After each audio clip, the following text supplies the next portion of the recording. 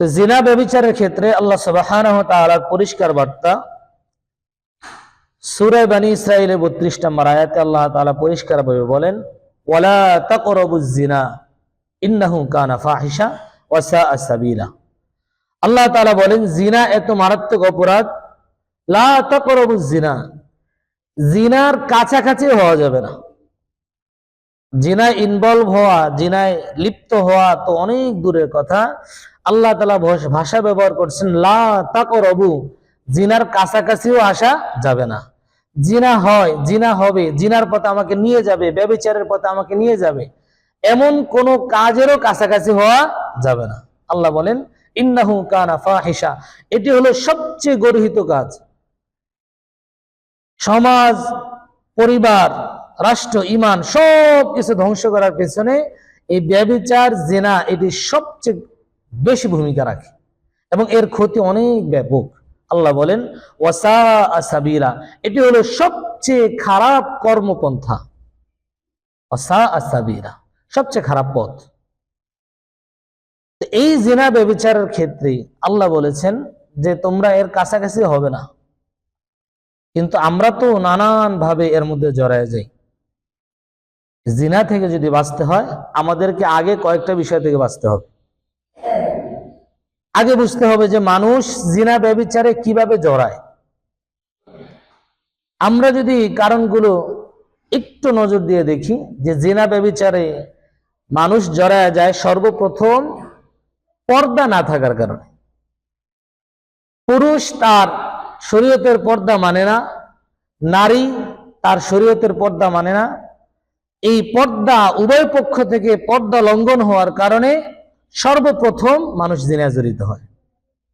অথচ আল্লাহ সুবহানাহু ওয়া তাআলা এই ব্যাপারে পরিষ্কারভাবে কোরআনে পাকে বলেন, কুল্লিল মুমিনিনা ইয়াগুদ্দু মিন আবসারিহিম ওয়া ইয়াহফাযু ফুরুজাহুম যালিকা আযকা লাহুম ইন্নাল্লাহা খাবীরুম বিমা ইয়াসনাউন।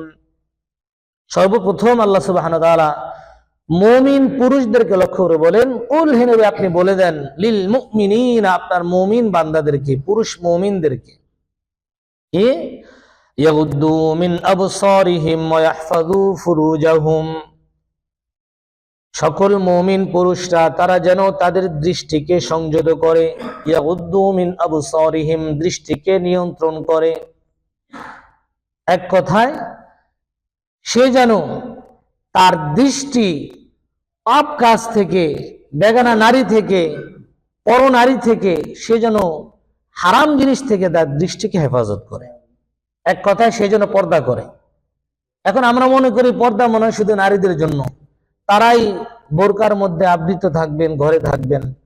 পুরুষ বাইরে থাকে, তার আবার পর্দা কিসের? না, পর্দার হুকুম যেমনি ভাবে আমাদের পুরুষদের জন্য ফরজ, তেমনি ভাবে নারীদের জন্য ফরজ। উভয়ের জন্য সমানভাবে ফরজ, কোনো পার্থক্য নাই। আল্লাহ তাআলা কোরআনে পাকে সূরা নূরের 30-31 প্রথম আয়াতে মুমিন পুরুষদেরকে লক্ষ্য করে বলছেন যে ইয়াগুদ্দু মিন আবসারিহিম। এরপরে আল্লাহ বলেন ওয়া ইয়াহফাযু ফুরুজাহুম, তুমি তোমার লজ্জাস্থানের হেফাজত করো। লজ্জাস্থানের হেফাজত কয়েকভাবে হবে। প্রথমত, আমি আমার লজ্জাস্থানকে শালীন পোশাক দ্বারা হেফাজত করতে হবে। যতটুকু ঢেকে রাখা আমার জন্য ফরজ, অতটুকু অবশ্যই ঢেকে রাখতে হবে এবং ফরজিয়াতের বাহিরে শালীনতা বলতে যেটা বোঝায় ওটুকু ঢেকে রাখতে হবে সুন্দর শরীয়ী পোশাক পরিধানের মাধ্যমে। এরপরে পোশাক দ্বারা ঢাকার পরে অন্যান্য লজ্জাস্থান দ্বারা যত অপকর্ম হয়, যত পাপ হয়, এই সকল পাপ থেকে লজ্জাস্থানকে হেফাজত করতে হবে। এটাই হলো ওয়াহফাযু ফুরুজাহুম। আল্লাহ তাআলা বলেন যালিকা আযকা লাহুম, তোমাদের তাকওয়ার, তোমাদের আত্মশুদ্ধির সবচেয়ে বড় পথ হলো তুমি তোমার লজ্জাস্থানকে হেফাজত করবে। সুবহানাল্লাহ। আমি যদি এই জবানায় আমার চোখের হেফাজত করতে পারি, আমি আমার লজ্জাস্থানে হেফাজত করতে পারি, এক কথায় আমি যদি শরীর পর্দা মেনে চলতে পারি, আল্লাহ বলেন আমি তোমাকে সার্টিফিকেট দিলাম, আযকা লাকুম, তুমি হলে সবচেয়ে বড় বুজুর্গ। সুবহানাল্লাহ। আজকা, যারা আরবি জানেন তারা বুঝবেন, এখানে ইসমে তাফজিলের সিগা ব্যবহার করা হয়েছে। অধিক আত্মশুদ্ধি তুমি লাভ করবে, অধিক তোমার কল্প অধিক পবিত্র হয়ে যাবে যদি এক জিনা থেকে বাঁচতে পারো। এখন আমরা বলতে পারি যে আমরা তো আল্লাহ না করুক এই সমস্ত পাপে জড়াই না, কিন্তু আলোচনা শুনলে বুঝতে পারবেন, হাদিসগুলোর বিশদ বর্ণনা বুঝতে পারবেন যে আমরাও এগুলো থেকে কোনো না কোনো ভাবে এগুলোর মধ্যে জড়াই যেতেছি। এবার আল্লাহ তাআলা বলেন, ইন্নাল্লাহা খবীরুম বিমা ইয়াসনাউন, জেনে রাখো মুমিন বান্দারা, মুমিন পুরুষেরা, ইন্নাল্লাহা খবীরুন, আল্লাহ তাআলা খবরদার, আল্লাহ তাআলা খবর রাখেন, বিমা ইয়াসনাউন, তোমার সকল কৃতকর্মের। তুমি যাই করো, গোপনে জিনা করো, গোপনে তোমার লজ্জাস্থানের হেফাজত করো না, ঘরের আড়ালে, মাটির তলায়, যেখানেই করো, জেনে রাখো খবীরুম বিমা ইয়াসনাউন, আল্লাহ তাআলার কাছে তোমার প্রত্যেকটা পদক্ষেপ, প্রত্যেকটা কাজ, তোমার প্রত্যেকটা কর্মকাণ্ড রব্বুল আলামিন এতটা ক্ষমতার অধিকারী যে তোমার সকল কাজের পর্যবেক্ষণ তিনি করেন। এই জন্য এই আয়াতটুকু যদি আমার সামনে থাকে যে ইন্নাল্লাহা খবীরুম বিমা ইয়াসনাউন, ইন্নাল্লাহা খবীরুম বিমা তাসনাউন, এই আয়াতটুকু যদি আমি আমার সামনে রাখি, আমার জীবন পরিবর্তন হয়ে যাবে। এই আয়াতটা যদি আমি এই আয়াতের এই কথার কতটুকু ওজন, এটা যদি আমি অনুধাবন করি যে আল্লাহ বলেছেন সর্বাবস্থায় সকল কাজের খবর তার কাছে আছে, তা আমি কার কাছ থেকে কোন অবস্থায় কোন গুনাহ লুকাইতে পারবো? আল্লাহ তাআলার কাছ থেকে কোনো কাজ, কোনো কর্মকাণ্ড, কোনো গুনাহ লুকানো সম্ভব না। এটাকে আমরা শুধু না জবান পর্যন্ত সীমাবদ্ধ থাকলে হবে না, এটাকে আমি আমার হৃদয়ে ধারণ করতে হবে, এটাকে আমার হৃদয়ে গেঁথে নিতে হবে যে না, আমার আল্লাহ আমাকে দেখছেন, আমার আল্লাহ আমাকে শুনছেন, আমার আল্লাহ আমার সকল কর্মকাণ্ডকে পর্যবেক্ষণ করছেন। এটা যদি আমি আমার সামনে রাখি, তা আমি সব গুনাহ থেকে বাঁচা আমার জন্য সহজ হয়ে যাবে। আর এটা যদি আমার মধ্যে না থাকে, তাহলে যে কোনো গুনাহই আমার দ্বারা করা সম্ভব। এবার রব্বুল আলামিন মুমিনা বান্দীদেরকে লক্ষ্য করে বলেন, নকুল্লিল মুমিনাতি ইয়াগদুদনা মিন আবসারিহিন ওয়া ইয়াহফাযনা ফুরুজাহুন ওয়া লা ইউবদিনা যিনাতাহুন্না ইল্লা মা যাহারা মিনহা ওয়া ইয়াদরিবনা বিখুমুরিহিন্না আলা জুয়ুবিহিন। রব্বুল আলামিন মুমিনা বান্দীদেরকে ডাক দিয়ে বলেন, হে আমার মুমিনা বান্দীরা, এক নম্বরে তোমাদের কাজ হবে ইয়াগদুদনা মিন আবসারিহিন্না, তোমরাও তোমাদের দৃষ্টিকে হেফাজত করবে, পরপুরুষের দিকে তোমার তাকানো চলবে না, গায়রে মাহরামের দিকে তাকানো চলবে না। প্রত্যেকটা তাকানোই আল্লাহ তাআলা তোমার আমলনামায় জিনার গুনাহ লিখে দিবেন। নাউজুবিল্লাহ, সামনে আসছে সে হাদিস। এবার রব্বুল আলামিন বলেন, ওয়া ইয়াহফাযনা ফুরুজাহুন্না, দ্বিতীয় নম্বরে কাজ হলো তুমি তোমার লজ্জাস্থানকে হেফাজত করবে, প্রথমত শালীন পোশাকের মাধ্যমে, দ্বিতীয় নম্বরে সকল অপকর্ম থেকে, সকল গুনাহের কাজ থেকে। এরপর রব্বুল আলামিন বলেন, ওয়ালা ইউবদিনা যিনাতাহুন্না ইল্লা মা যাহারা মিনহা, স্বাভাবিকভাবে চলাফেরা করতে গিয়ে যতটুকু খোলা রাখা প্রয়োজন ততটুকু খোলা রাখবে, এর বাইরে খোলা রাখার প্রয়োজন নাই। স্বাভাবিক ঘরে চলাফেরা করতে, কাজকর্ম করতে যতটুকু খোলা রাখা দরকার অতটুকুই খোলা রাখবে, এর বাইরে খোলা রাখার প্রয়োজন নেই। এটা ঘরের মধ্যে এই হুকুম। অনেক সময় অনেক মা বোনেরা, আমাদের ফ্যামিলির মারা বোনেরা অনেক সময় মনে করেন যে ঘরের মধ্যে সবাই মাহরাম, তো যেভাবে ইচ্ছা সেভাবে চলি, হয়তো গায়ের কাপড় অনেক সময় ঠিক থাকে না, মাথার কাপড় ঠিক থাকে না। আসলে এগুলো অনুচিত। মাহরামের সামনেই এটা বিধান। গায়ের মাহরামের সামনে তো কোনো অঙ্গই আপনি প্রকাশ করতে পারবেন না। মাহরামের সামনে আল্লাহ বলেছেন, ওয়ালা ইউবদিনা যিনাতাহুন্না ইল্লা মা যাহারা মিনহা, স্বাভাবিকভাবে যতটুকু প্রকাশ পায় অতটুকু তোমরা খোলা রাখো। এটা হলো সংসারের কাজকর্ম করতে গিয়ে। এক্ষেত্রে আমাদের মা বোনদের অনেক বড় পদস্খলন দেখা যায়। আধুনিকতার নামে ছেলের সামনে, জামাইয়ের সামনে, যাদের সাথে দেখা দেওয়া জায়েজ, এদের সামনে আমরা, আমাদের মা বোনেরা শরীর পোশাক মেনটেন করে না। এমন এমন পদস্খলন শুরু হয়েছে, বাবার সামনে যুবতী মেয়ে শুধু প্যান্ট এবং টি শার্ট পরে চলাফেরা করে, ঘরে ঘরে আছে। আমি অবাস্তব কিছু বলতেছি না। সালোয়ার পরে সাথে টি শার্ট ব্যবহার করে, সে প্রাপ্তবয়স্ক নারী, ঘরে তার ভাই আছে, ঘরে তার বাবা আছে, ঘরে দেখা দেওয়া যায় এমন পুরুষ আছে, বা মহিলাই হোক, মহিলার সামনেও মহিলা তার গোপন অঙ্গগুলো প্রকাশ করতে পারবে না, শরীয়ত তার অনুমতি নাই। এর দ্বারা হয় কি, এগুলোর দ্বারা এই সামাজিক অবক্ষয় তৈরি হয় আস্তে আস্তে। আল্লাহ তাআলা বলেন এগুলো করা যাবে না। তখনও মা, কন্যা তার বাবার সামনে, বোন তার ভাইয়ের সামনে শালীন পোশাক পরবে, এমন পোশাক পরবে না যাতে তার শরীরের অঙ্গ প্রত্যঙ্গ গুলো দূর থেকে বোঝা যায়। এটা এখন ঘরে ঘরে অহরহ ছড়িয়ে গেছে। আমরা যারা বাবা আছি, আমরা যারা ভাই আছি, এক কথায় সংসারের যারা অভিভাবক আছি, এগুলোকে কঠোরভাবে দমন করতে হবে। গরমের প্রয়োজনে তারা পাতলা পোশাক পরবে, যে এমন পাতলা নয় যেটা আবার শরীর দেখা যায়। কিন্তু গরমের নামে টি শার্ট পরা এবং প্রাপ্তবয়স্ক যুবতী মেয়েরা বাবার সামনে, ভাইয়ের সামনে এইভাবে টি শার্ট পরে চলাফেরা করা, এগুলো ইহুদি পশ্চিমা কালচার ছাড়া কিছু না। কোরআন হাদিসে এর কোনো সমর্থন নাই। আল্লাহ তাআলা বলছেন ওয়ালা ইবদিনা জিনাতাহুন্না ইল্লা মা যাহারা মিনহা। এই আয়াত এটা বাইরে গিয়ে নয়, ঘরের মধ্যে এতটুকু ঢাকা রাখতে হবে। আর পরপুরুষের সামনে শরীরের কোনো অঙ্গ প্রত্যঙ্গ প্রকাশের কোনো সুযোগ নেই। বর্তমান জমানায় তো কোনোভাবেই নেই। বলতে পারেন যে সাহাবীদের বিভিন্ন আমল পাওয়া যায়। অনেক সময় আরব কান্ট্রিতে গুলো দেখা যায় যে অনেকে মুখ খোলা রাখে।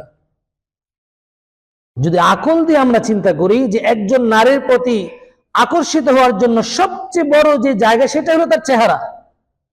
চেহারাই যদি খোলা থাকে, তাহলে তার প্রতি আকর্ষণের কোনো মাধ্যম তার বাকি থাকে না। বুঝতে হবে আকল দ্বারা। বর্তমান জমানায় তো নাই। পর্দা ওইটা কি বলবে যে পর্দার দ্বারা নারীর শরীরের চুল পরিমাণে দেখা যাবে না, এটা হলো পর্দা। এর বাইরে যত পর্দা করা হোক ওগুলোকে পর্দা বলবে না। সেই সম্পর্কে আমি স্পষ্ট হাদিস আপনাদের সামনে আনবো ইনশাআল্লাহ। এই জন্য যারা মডার্ন পর্দা করেন, চেহারা খোলা থাকে, হাত খোলা থাকে, পা খোলা থাকে, আসলে ওগুলি পর্দা নয়। এবং ওই ব্যাপারে রাসূলুল্লাহ ভয়ানক সতর্কতা জারি করেছে। এরপরে রব্বুল আলামিন বলেন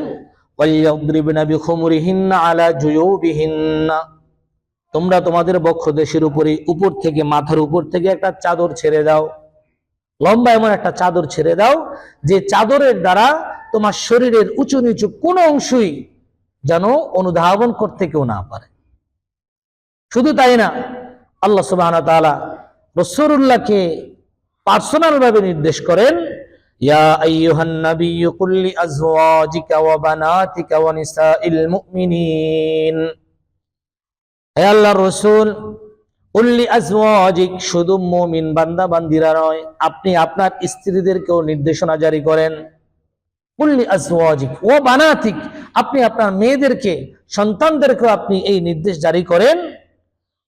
ওয়া নিসাউল মুমিনিন, এবং সকল মুমিন পুরুষদের, মুমিন স্ত্রীদেরকেও এই নির্দেশনা আপনি জারি করেন।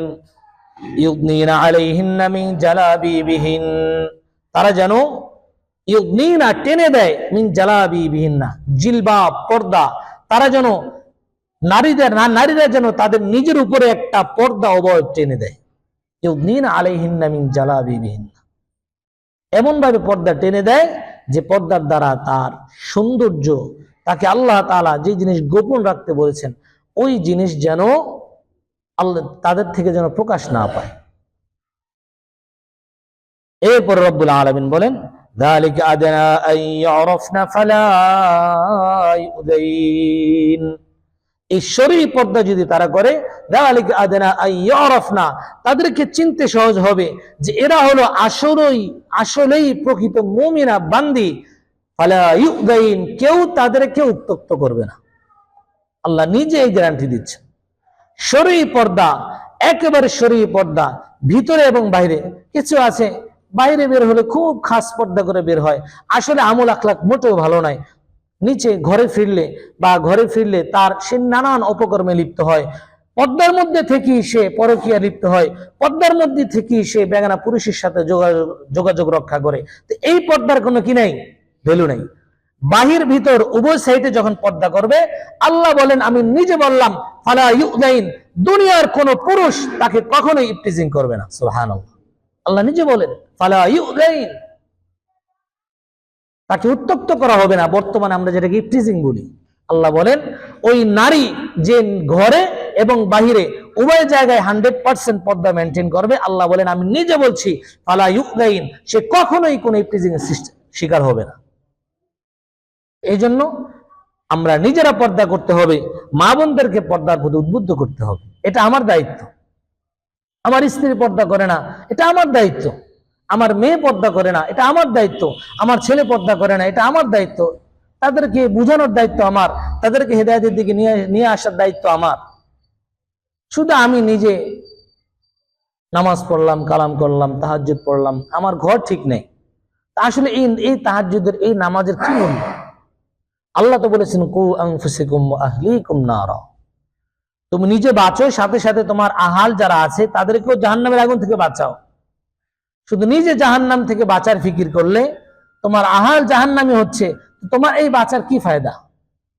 তোমার ওই আহাল, তোমার ওই স্ত্রী, তোমার ওই সন্তান, তোমার ওই ছেলে, তোমার ওই মেয়ে তোমাকে তোমার আমল থাকা সত্ত্বেও টেনে তোমাকে জাহান্নামে নিয়ে যাবে। নাউজুবিল্লাহ। এই জন্য পর্দা শুধু নিজে মানলেই হবে না, সাথে সাথে আমার ফুল ফ্যামিলিকে পর্দার উপর নিয়ে আসতে হবে। যে ফ্যামিলিতে পর্দা আছে, দেখবেন ওই ফ্যামিলিতে আল্লাহ তাআলা অটোমেটিক শান্তি দান করেন। টাকা পয়সা, অর্থ বেশি, প্রাচুর্য তার কোনো দরকার নেই, শুধু পর্দাটা মেনটেন করবে। বেপর্দার আরেকটা মাধ্যম, প্রথম বেপর্দার মাধ্যম হলো পোশাকের মাধ্যমে, যে যারা শরীর পোশাক পরে না, সুন্দরভাবে শরীরকে ঢাকে না এবং চোখের হেফাজত করে না, পুরুষ হোক নারী হোক। দ্বিতীয় নাম্বার মাধ্যম হলো সুগন্ধি ব্যবহার। হাদিসের মধ্যে রাসূলুল্লাহ সাল্লাল্লাহু আলাইহি ওয়াসাল্লাম, আবু দাউদের 4173 নম্বর হাদিস, রাসূলুল্লাহ বলেন আইয়ুমা ইমরাতিন, কিছু নারী রয়েছে ইস্তাতারাত, যারা সুগন্ধি ব্যবহার করে, ফামাররাত আলা কওমিন লিয়াজিদু রিহাহা, এবং তারা এই সুগন্ধি নিয়েই বাইরে বের হয়, মানুষের মধ্যে চলাফেরা করে এবং মানুষ তাদের সেই সুগন্ধির ঘ্রাণ পায়। আল্লাহ রাসূল বলেন ফাহিয়া জানিয়া, ওই মহিলাও একজন জিনাকারিনী হিসাবে বিবেচ্য হবে। নাউজুবিল্লাহ বলেন। মহিলারা পারফিউম ব্যবহার করে, এই সমাজে এমন মহিলা আছে না নাই? বেশি বেশি আছে, অথচ স্পষ্ট হারাম। স্বামীর একান্ত সংস্পর্শ ছাড়া, স্বামীর সাথে একান্ত সময় কাটানো ছাড়া এর বাইরে মহিলাদের জন্য পারফিউম ব্যবহার করা হারাম, কবিরা গুনাহ। অথচ আমাদের মা বোনেরা বাহিরে কোনো কাজে বের হলেই শরীরে পারফিউম ব্যবহার করে। রাসূলুল্লাহ বলেন এই জাতীয় মহিলা যারা আছে, এরা যখন রাস্তায় বের হবে, যতজন পুরুষের নাকে ওই মহিলা শরীরের পারফিউমের ঘ্রাণ যাবে, ততবার ওই মহিলা জিনাকার হিসাবে বিবেচিত হবে। নাউজুবিল্লাহ। ফাহিয়া জানিয়া, কত কঠিন বিষয়। এই হিসাব করলে দেখেন জিনা থেকে কয়জন মা বোন বাঁচতে পারতেছে। এই জন্য আমি বলছি যে জিনা এমন এক ব্যাপক গুনাহ, অনেকে আমরা বাঁচতে পারি না, অনেকে না জানার কারণে, অনেকে জেনেও আমরা এই গুনার মধ্যে লিপ্ত হই। আজকের পর থেকে আমার কোনো মা বোন যেন বাইরে বের হলে সুগন্ধি ব্যবহার না করে। সুগন্ধি ব্যবহারের একটাই স্রোত, তার স্বামীর কাছাকাছি যখন থাকবে, স্বামীর প্রয়োজনে সে ব্যবহার করতে পারবে, এর বাইরে কোনো মহিলা সুগন্ধি ব্যবহার করার সুযোগ নাই। তৃতীয় নাম্বার বেপরদা হওয়ার তৃতীয় নাম্বার মাধ্যম হলো মাহরাম ছাড়া সফরে বের হওয়া।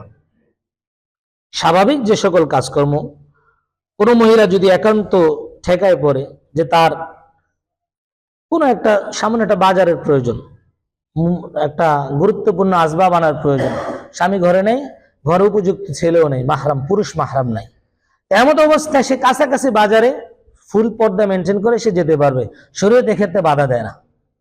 কিন্তু যদি সফরের দূরত্ব অতিক্রম করতে হয়, অর্থাৎ 48 মাইল যেটাকে আমরা বলি, অবশ্যই তাকে মাহরাম সাথে নিতে হবে।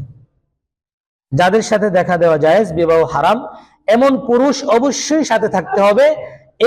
এই পুরুষ ছাড়া ঘরের বাইরে এক কদমও দেওয়া জায়েজ নেই, হারাম। এটাও একটা বেপরদার মাধ্যম, অহরহ হয়ে গেছে। ফ্যামিলিগুলোর মধ্যে, শহর অঞ্চলের ফ্যামিলিগুলোর মধ্যে মেয়েরা মন চাইলেই তারা বিভিন্ন জায়গায় ঘুরতে চলে যায়, এমনকি দেশের বাইরে চলে যায় ঘুরতে, ফ্যামিলির কেউই তার সাথে নাই। এই জাতীয় প্রচলন আছে না?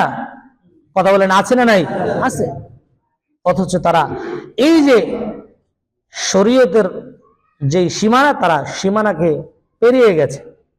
শরীয়ত বলছে তুমি মাহরাম ছাড়া সফরের দূরত্ব অতিক্রম করতে পারবে না, কিন্তু আমার মায়েরা, আমার বোনেরা আরো 2-4 জন মেয়ে বান্ধবীর সাথে সে মিলে বিভিন্ন জায়গায় ঘুরতে যায়, বাংলাদেশের বিভিন্ন কক্সবাজার, বান্দরবান ঘুরতে চলে যায়, এমনকি দেশের সীমানা ছাড়িয়ে বিদেশেও তারা পাড়ি জমায়, তার সাথে কোনো মাহরাম নাই।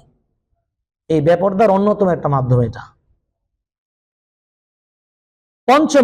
চতুর্থ নম্বরে যেটা পর্দা করেও বেপর্দা বলা হয়েছে, আল্লাহ রাসূল সাল্লাল্লাহু আলাইহি ওয়াসাল্লাম বলছেন, এই যে বেপর্দার মাধ্যমগুলো বলছি, এটা যারা পরে আসছেন তারা হয়তো বুঝতে পারবেন না। আমরা আলোচনা করতেছি জিনা ব্যভিচার নিয়ে, এবং জিনা ব্যভিচারে মানুষ কখন লিপ্ত হয়? সর্বপ্রথম মানুষ বেপর্দার কারণে লিপ্ত হয়। বেপর্দা হওয়ার কয়েকটি মাধ্যম আমরা আলোচনা করছি। প্রথম মাধ্যম হলো মানুষ চোখের হেফাজত করে না। 2 নম্বর মাধ্যম হলো নারী পুরুষ তার নির্ধারিত শরীর পোশাক পরে না। 3য় নাম্বার মাধ্যম আমরা আলোচনা করছি বেপর্দার, যে মানুষ, মহিলারা বিশেষ করে, যে হারাম পারফিউম ব্যবহার করে, হারাম সে পারফিউম ব্যবহার করে। 4র্থ নম্বরে মহিলারা মাহরাম ছাড়া সফরের দূরত্ব অতিক্রম করে।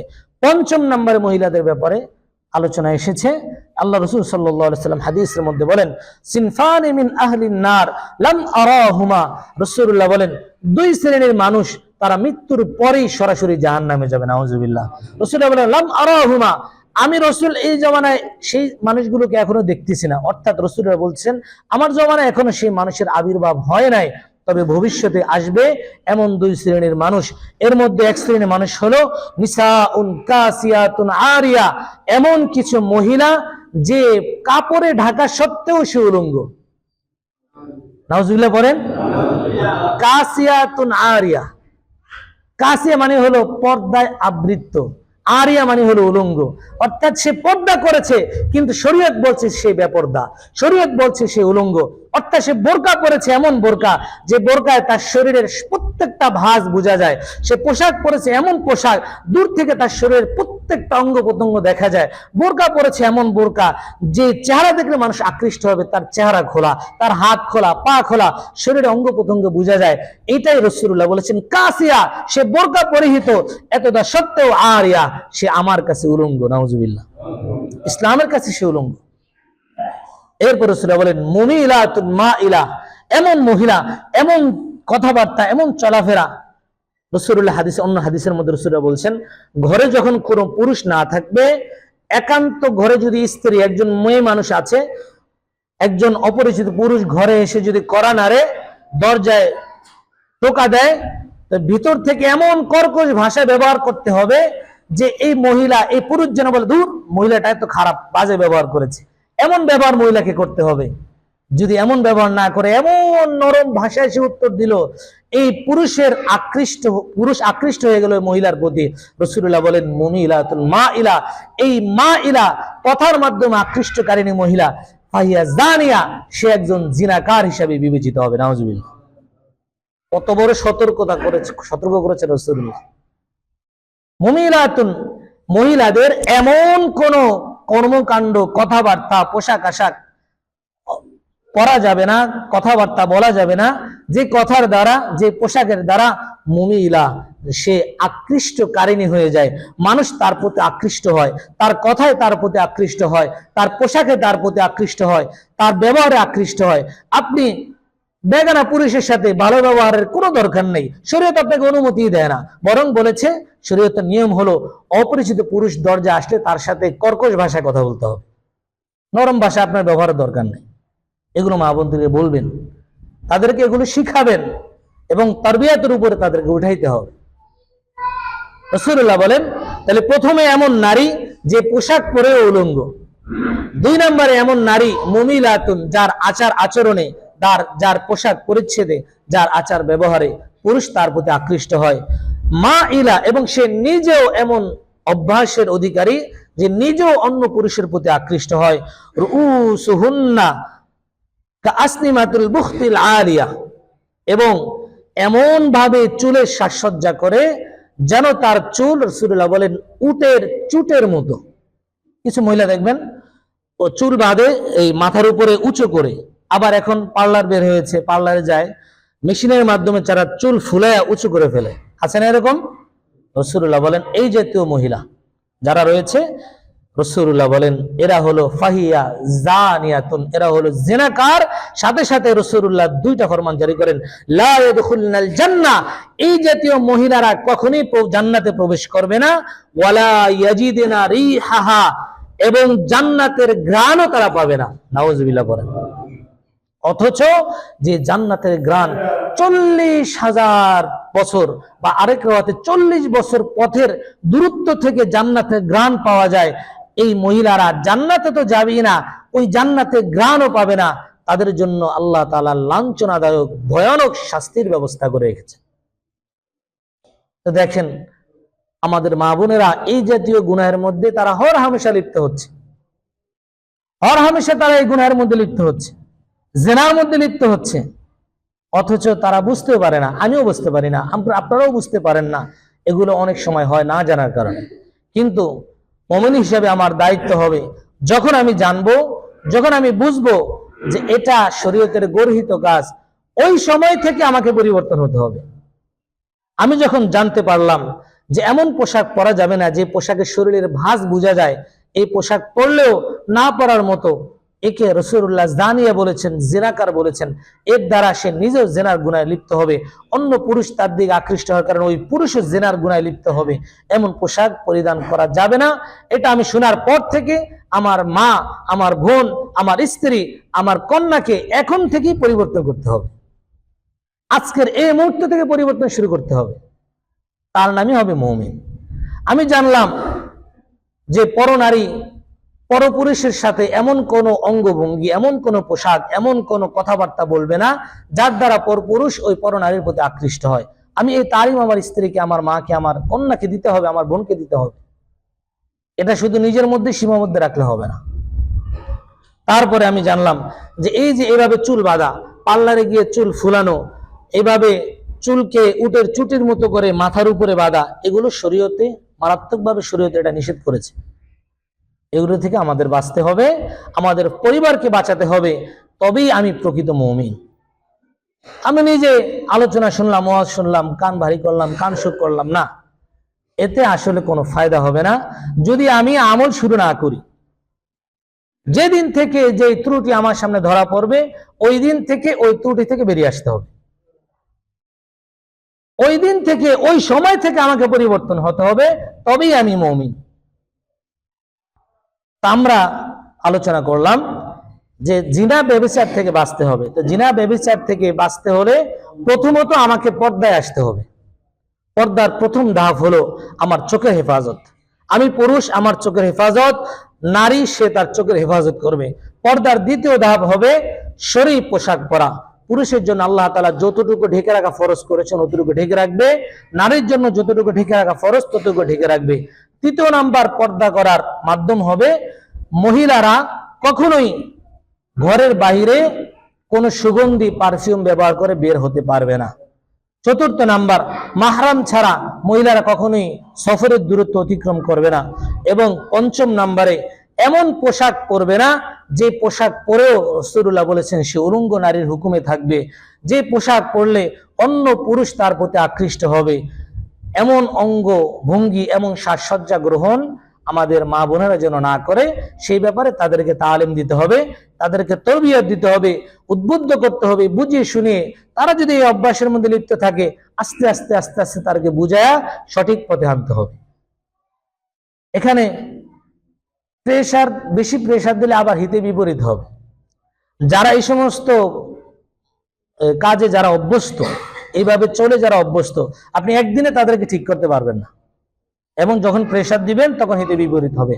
আস্তে আস্তে সুন্দর ভাষায় তাদেরকে পরিবর্তন করতে হবে, পরিবর্তনের চেষ্টা করতে হবে। আগে নিজে পরিবর্তন হতে হবে, নিজের আখলাক ঠিক করতে হবে, নিজে আগে পর্দায় আসতে হবে। এরপরে পর্দা লঙ্ঘনের আরো কিছু মাধ্যম আছে যেগুলো নিয়ে আমরা ইনশাআল্লাহ সামনে আলোচনা করবো। আরো কয়েকটি মাধ্যম আছে। এবং পর্দা লঙ্ঘনের পরে মানুষ যখন জিনায় জড়িত হয়ে যায়, তার জন্য আল্লাহ তাআলা দুনিয়াতে কি শাস্তি রেখেছেন, আখিরাতে কি শাস্তি রেখেছেন, সাহাবায়ে কেরামের কি আমল আছে, এই সম্পর্কে ইনশাআল্লাহ আমরা আগামী জুমাগুলোতে বিস্তারিত আলোচনা করব। আজকে যা আলোচনা হলো রব্বুল আলামিন আমাদের সকলকে আমল করার তৌফিক দান করুন, আমিন। ওয়া আখিরু দাওয়ানা আলহামদুলিল্লাহি রাব্বিল আলামিন।